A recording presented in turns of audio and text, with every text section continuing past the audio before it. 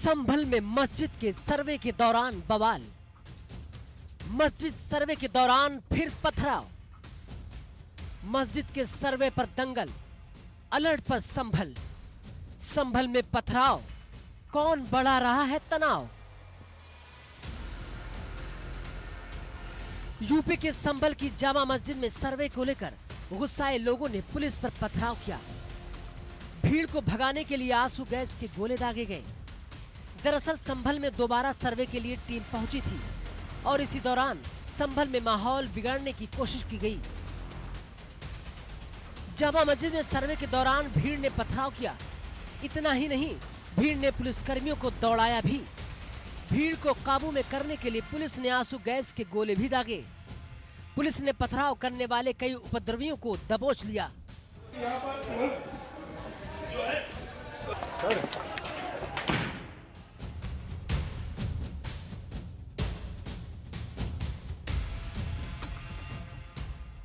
संभल में जामा मस्जिद और हरिहर मंदिर प्रकरण के बाद से शहर में सुरक्षा व्यवस्था कड़ी कर दी गई है। बावजूद इसके संभल में बवाल देखने को मिला। दरअसल सुबह 7:30 बजे सर्वे की टीम जामा मस्जिद के अंदर दाखिल हुई।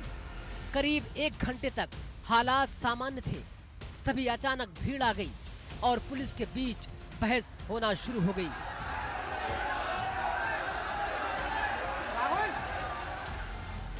एसपी कृष्ण कुमार बिश्नोई और डीएम ने मोर्चा संभाला और आक्रोशित भीड़ को भगाने के लिए आंसू गैस के गोले छोड़े गए।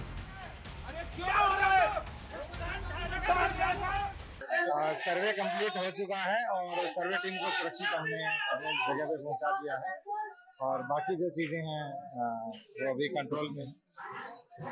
जो भी दंगाई हैं या जो भी शरारती तत्व हैं उन पर कठोर कार्रवाई की जाएगी और किसी को भी बख्शा नहीं जाएगा। इस घटना का वीडियो भी सामने आया है जिसमें दिख रहा है कि पुलिस और एसपी हेलमेट पहने नजर आ रहे हैं और दूसरी तरफ से पत्थरबाजी हो रही है।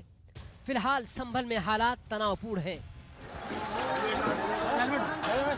कोर्ट के आदेश के बाद जब दूसरी बार सर्वे करने के लिए टीम पहुंची तो भीड़ भड़क गई और भीड़ ने पुलिस पर हमला करना शुरू कर दिया। 19 नवंबर को सुप्रीम कोर्ट ने एडवोकेट कमिश्नर को जामा मस्जिद के सर्वे का आदेश दिया था। यूपी डीजीपी प्रशांत कुमार ने कहा कि हालात नियंत्रण में हैं। उन्होंने अफवाह पर ध्यान नहीं देने की अपील भी की है।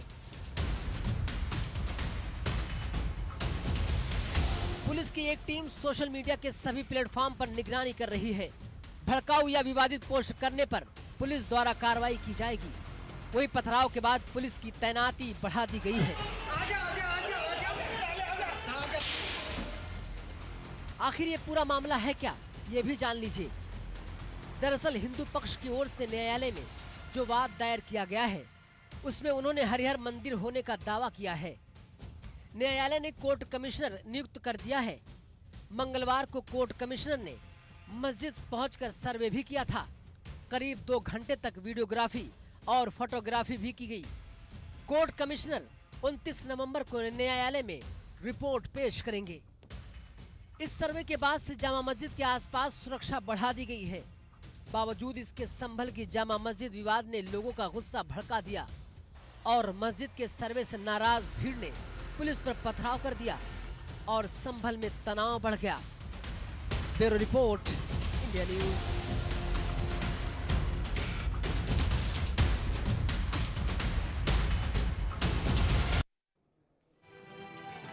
और संभल में हिंसा की भड़की आग पर सियासी रोटी भी सेकी जाने लगी है। सियासी वार पलटवार भी शुरू हो गया है। देखिए कैसे पक्ष और विपक्ष के बीच वार पलटवार चल रहा है। सर्वे हो चुका था, चुनाव के चर्चा न हो पाए, हमारी आपकी प्रेस गड़बड़ा जाए, इसलिए जानबूझ करके सुबह सर्वे की टीम भेजी है जिससे माहौल खराब हो जाए, कोई चुनाव पर चर्चा न कर सके। और जो जानकारी मिल रही है उसमें जानकारी है कि कई लोगों को चोट पहुंची है, कई लोग घायल हैं और एक नौजवान नईम उसकी जान चली गई है। आखिरकार जब सर्वे हो चुका था मस्जिद का, तो दोबारा सर्वे क्यों करा ये सरकार, और वो भी सुबह और बिना तैयारी के। कानूनी और कोर्ट के जो प्रोसीजर उसमें मैं नहीं जाना चाहता हूं कि दूसरे पक्ष की सुनवाई ही नहीं है, कोई सुनने वाला नहीं है दूसरे पक्ष को। और ये जानबूझ के इसलिए किया है कि आज किस बात पे चर्चा हो, किस इमोशन पे चर्चा हो, ये जानबूझ करके सरकार ने कराया है। ये जो संभल में हुआ है, बीजेपी सरकार प्रशासन सब ने मिलकर कराया, जिससे कि चुनाव के धांधली पर, चुनाव की बेईमानी पर चर्चा न हो सके। माननीय न्यायालय के आदेश का पालन कराना ये सरकार की जिम्मेदारी है, पुलिस प्रशासन की जिम्मेदारी, उसे कराया जाएगा। जो माननीय न्यायालय के आदेश के अनुपालन में बाधा डालेंगे उनके खिलाफ कानून अपना काम करेगा। तो होगी पत्थरबाजी, पुलिस ऐसे कार्रवाई करेगी, बूथ लूटेगी अगर, तो आगे चल के लोग क्या करेंगे, निराश हो। मैं समझता हूं कि सांबर में जो एक समुदाय की ओर से ये हमला किया गया, और वो भी एक सरकारी तंत्र पर, ये हमला सरकारी तंत्र पे नहीं है, भारत के लोकतंत्र पे है, भारत के कानून पर है, जिसे भारत के कानून पर उनको भरोसा नहीं है।